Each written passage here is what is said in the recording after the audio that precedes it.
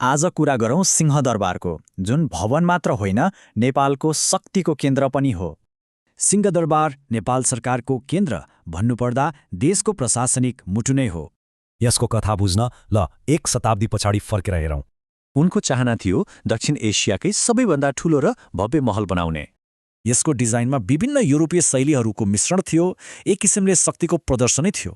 सोच्नुस् त, 1700 कोठा, सबै विदेशबाट ल्याइएका विलासी सामानले भरिएको।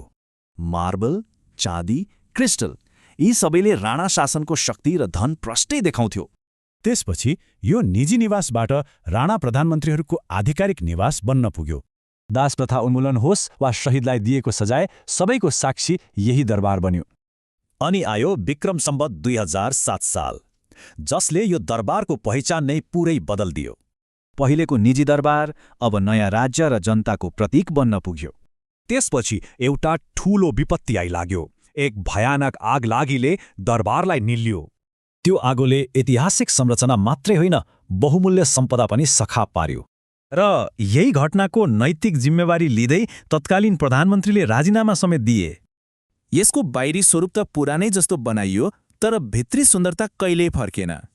यो यात्रा हेर्दा प्रष्ट हुन्छ कसरी एउटा निजी महल राष्ट्रको प्रतीक बन्यो। नेपालको राजनीतिक यात्रा निरङ्कुशतादेखि लोकतन्त्रसम्म सबैको साक्षी हो यो। अब भविष्यमा यी पर्खालहरूले कस्तो इतिहास देख्लान् त्यो त समयले नै बताउँला।